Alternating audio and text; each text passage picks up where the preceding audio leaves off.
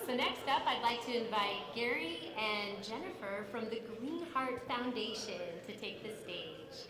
Thank you so much. Thank you all for coming, and thanks for paying attention to our little foundation. Um, Basically, I come from the banking and investment industry, the evil side of things, as you probably all think. But a series of tragedies happened to me and my family, and I decided there needs to be a 501c3, an actual real charitable nonprofit in the cannabis industry, because this plant is amazing and people don't really respect it the way that they should, and certainly not people from my background. What that means is, well, a lot of people can give away cannabis. A lot of people can give away tinctures for seizures for children. And a lot of people can say that they're doing this and say that they're doing that, but really, what are they doing? There's a lot of nonprofits out here in America that don't really do what they're saying they're doing. We don't pay salaries out of our nonprofit. We don't have management fees. We don't do any of that. All we do is we give away cannabis, or we have a discount program through a dispensary program. So if you're a dispensary and you're looking to get cannabis to your patients for $5 a gram for RSO, which is incredible, which is the medicine that people need, talk to us. Where are we? We're located down in McMinnville, Oregon, right between the Willamette Valley. How is this made possible? Well, certainly I can't give all of my life savings, well, I already have, to this project, but it's not sustainable unless partners like you and your companies help out and people and patients support us back. A great partner that we have here in the Valley is Grassroots Provisions. They're an online wholesale company that's structured to be the largest commodity wholesaler of the hemp industry as well as the local cannabis industry. They're great partners that we have. I want to introduce you to a partner with Grassroots and a partner with the Green Heart Foundation and my personal friend, Gary Williams. Thank you, everyone. Hello. I'm just going to have some fun up here, basically. Security is a crazy part of what we do, but it's a huge part of what we do. My background, real quick, I am a partner at Grassroots Provisions. My background,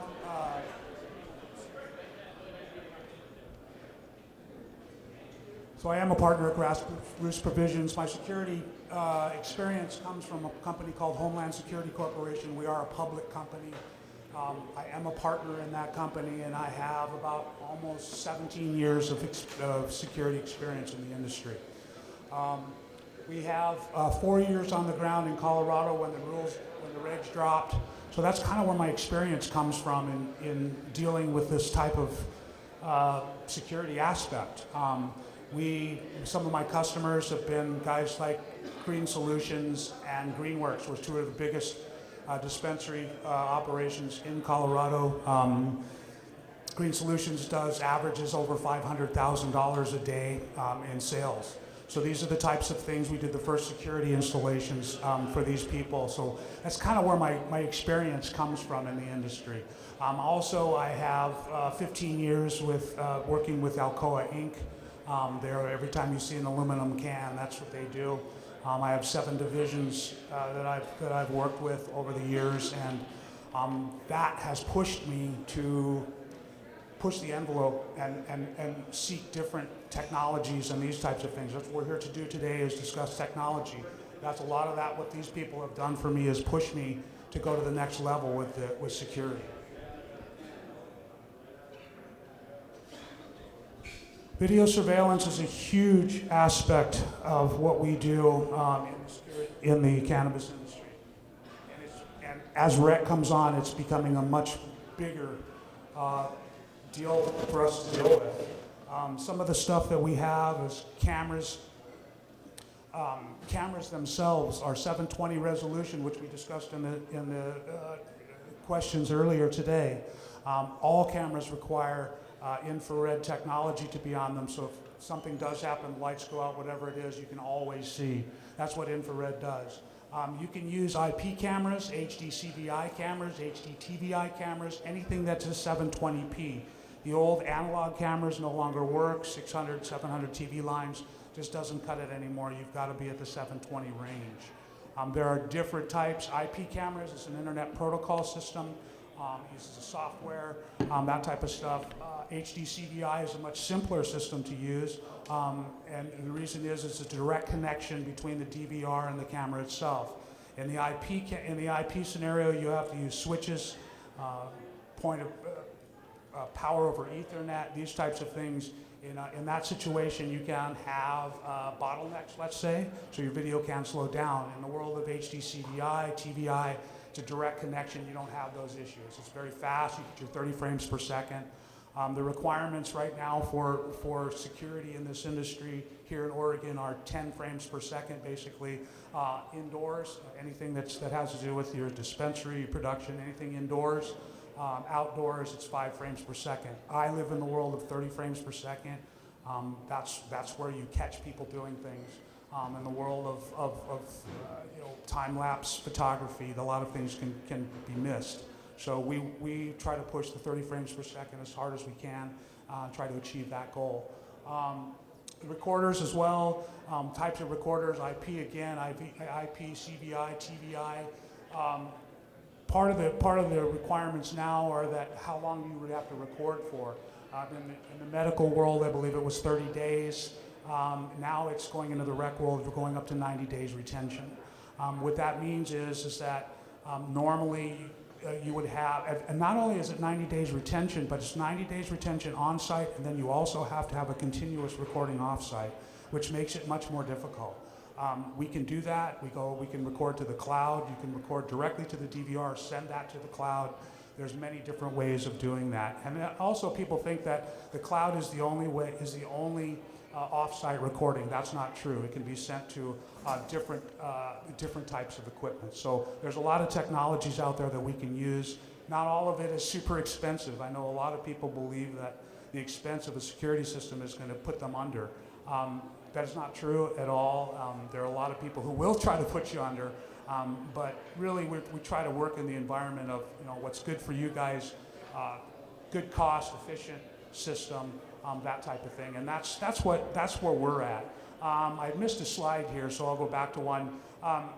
One of the things that we do have to do is access control.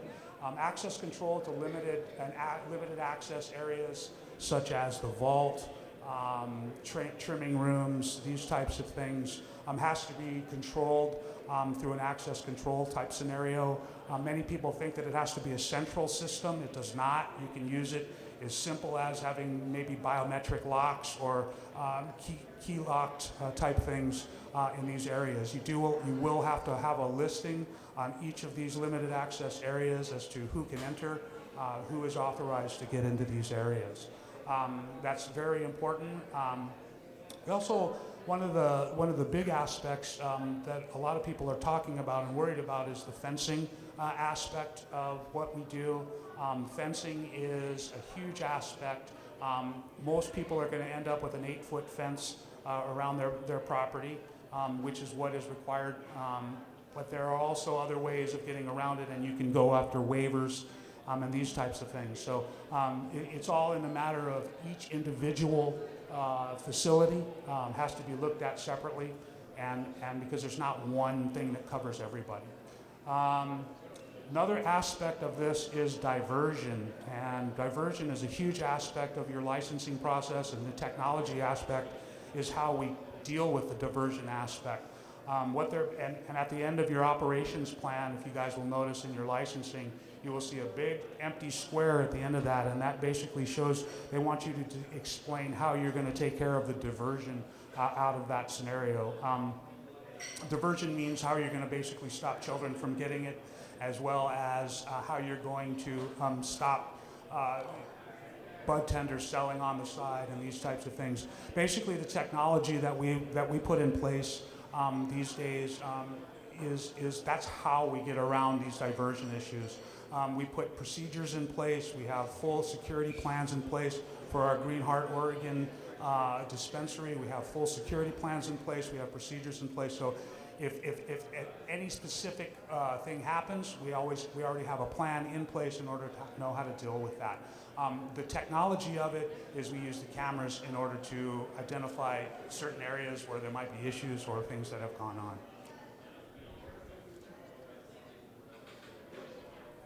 Alarm monitoring. We all know that alarm monitoring is a huge aspect, 24 hours a day, 7 days a week at a cannabis facility in a recreational environment, even in a medical environment as well. What that means is that all windows, doors, exits, everything needs to be covered. And also these systems can be integrated with your video system. All of the security can be integrated together. It just depends on what level you want to take it to, and I guess how good your security guy is that knows how to do it.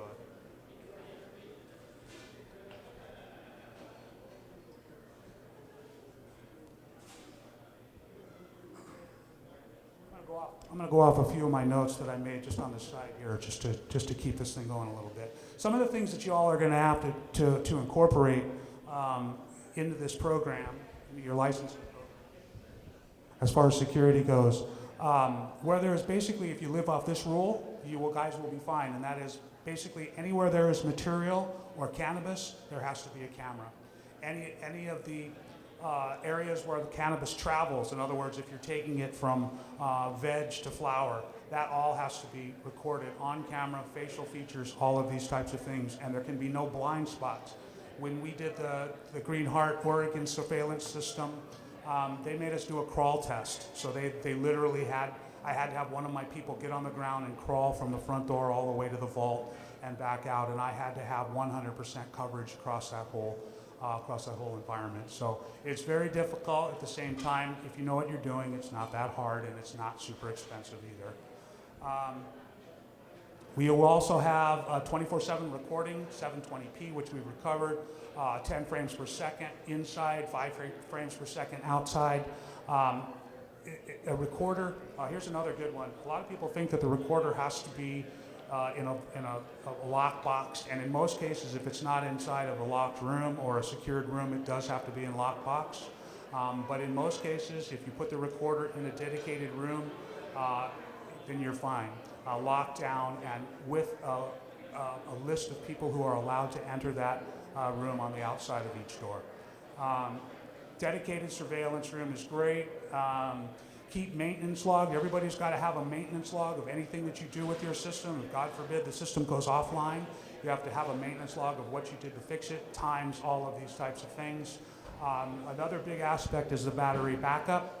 You have to have 1 hour of battery backup on your video surveillance system. So God forbid if the power goes out, you have 1 hour of time, of record time, while the lights are out. You also have a notification to the owner immediately if there is a failure of any type on that system. So what I always say is since these recorders these days are pretty inexpensive, a dispensary can't afford to go down. The system can't go down. If the system goes down, this dispensary basically has to stop selling. So from that aspect, a lot of these guys, I'm having them buy spare recorders. So if a recorder does go down, God forbid, we have one in the back, we can bring it out and put it right in its place and you're not down for more than 10 minutes. Let's see, on and off site recording, done all that many days. You also all are going to have a training plan and a training plan in place, written, documented, training logs, and a full security plan. One of the things that we learned in the licensing process going through Nevada, California, Colorado, transportation plans, security plans are a big aspect. Our security plan is over 80 pages. Our transportation plan lists everything from the time you pick up the product to the time you deliver it and everything in between. Those have to be there, especially I know a lot of these licensees are failing these days based on the fact that they don't have the proper transportation and security plans in place. Dispensaries, they have to have a vault. The vault is being designated. It's changing now. It used to have to have a steel plate front door. I think that's being resolved now or being relieved now. But others, basically, in a producer's operation, a production operation, you have to have steel doors, steel frame, and commercial locks, ANSI rated locks. Alarm system, we've covered already. One of the other aspects is panic buttons.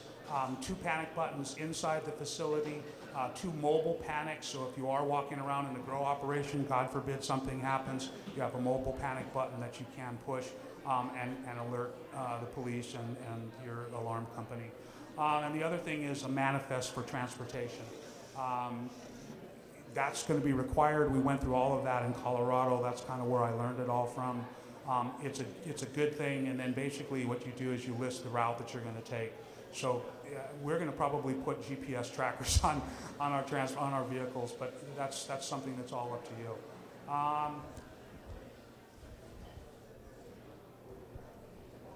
In summary,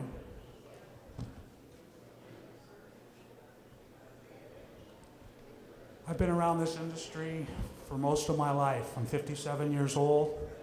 I grew up in California, Santa Monica, Dogtown kind of a thing, and I've been exposed to it all my life. So it's always intrigued me. I was in aerospace for many, many years, and when I got to Colorado, I saw an opportunity to jump and do the thing that I really wanted to do, which is this. And from that aspect, it's given me, let's say, new life. Oregon, we went back to California from Colorado and thought I could do it in California. So California is a whole different world. This place is an awesome place to do this industry. It's medicinally based and backed, and that's the difference between California and here, and as Colorado as well. In those places, it's about the money. In Oregon, it's about the money, but at the same time, it's more about the medicine, and that's kind of what we're about. So basically, I've worked with Green Solution, 500 grand a day. They average it. Greenworks, this was our first dispensary that we ever did in Colorado. It's a very large facility and one of the best facilities in Colorado. And then my experience with Alcoa. If anybody has any questions, I'd be more than happy to answer them. Questions? And a big round of applause for Gary and Jennifer.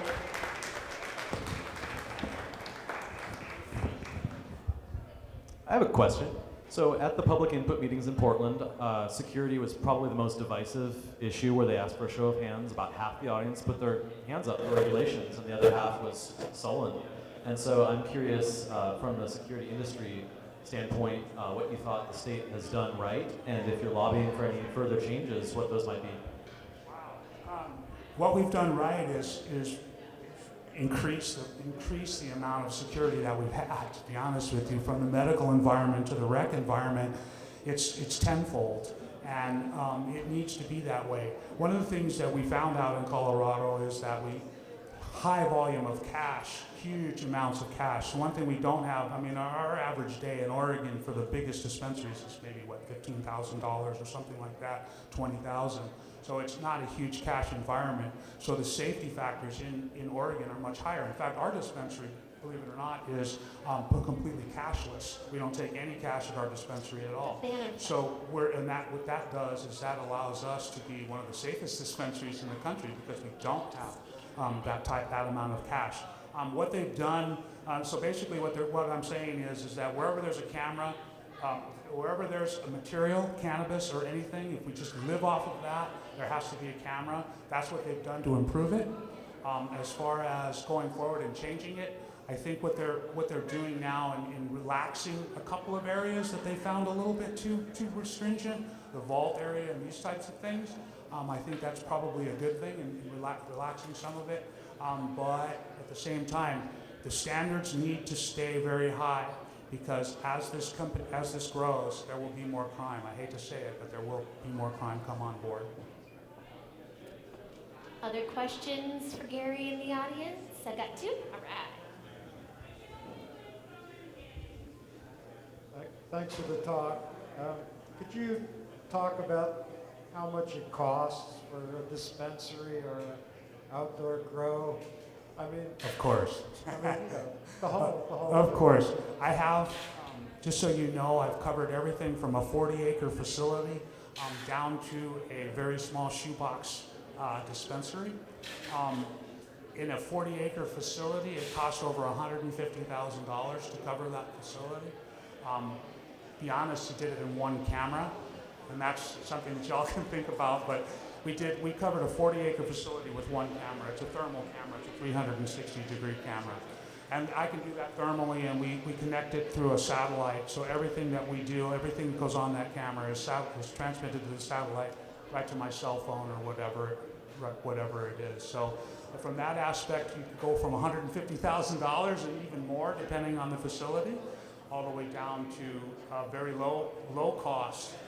I don't want to discuss what it costs to do our dispensary, but I have done dispensaries in other places for as little as probably $7,000 or $8,000 in a small dispensary, and that's very low cost for the abilities that we provide. One of the things, you have to have off-site monitoring. You have to have all of these things. We provide all that. It's all in a Linux-based unit. There's no real maintenance to it. It's not like the old days where it was a PC and you had to update it and provide updates. There's none of that anymore. It's all a standardized unit, Linux embedded, easy to work with, and easy to maintain.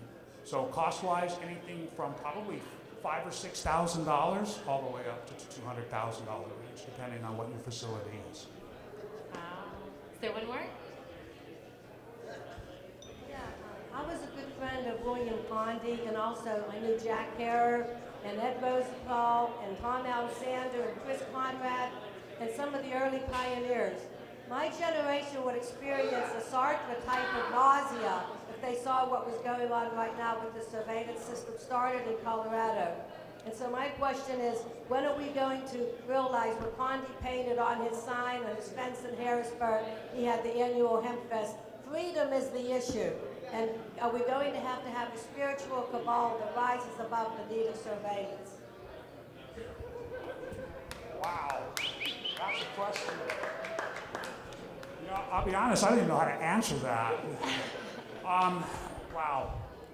Spiritually, I understand where you come from, and Oregon has this because we've been around it all your lives. People in Colorado, they've not been around this all their lives, and so you guys have a little special view of the industry and how it to go forward. I'll be honest, I don't know how to answer that question. That is an incredible question. And I'd like to be honest with you, take some time and think about it and come back with you how to answer it, because Oregon is just different than any other state, and I don't know how to even talk about the spiritual aspect of it. It's help me. Well, there's one other question that I asked Timothy Leary when he spoke here at Consciousness 101 a few years before he died, and he said my question was the most intriguing question he had ever had anyone asked. And what it was is we were going to a society where in 1984 they had a helmet that the police could put on someone's head and detect 3 different kinds of drugs that they had done. So I said, we're moving to a place we can do more and more surveillance. So are we going to become more and more free as a society, or are we going to become more and more fascist? And he said, that is an excellent question. So that's the question we all have to ask. Yeah, no, I mean, it's part of it. Surveillance is everywhere now. It's something that we all live with. Every time you walk down the street, almost anywhere you go, you're on camera. And it comes to, as a security man, it comes to the point of, I hate to say it, but I'm on camera 24 hours a day, 7 days a week. If I live my life straight, I don't have really much to worry about. But at the same time, I understand that. And it's hard to be in surveillance mode all the time. And most people are not used to that, and especially in this industry. Everybody's kind of creeping out of the closet, trying to come out into the open, and it's very scary for many. But at the same time, what I tell people in every state is you stay compliant, and you work to those rules, and you follow those rules, and when they change, you make your adjustments, and you get to that level and stay compliant, you're the ones that are going to be there in the end. Yeah, that's perfect. All right. Big round of applause, everybody, for Gary and Jennifer and the whole crew at the Green Heart Foundation. Thank you so much. Thank you. Absolutely.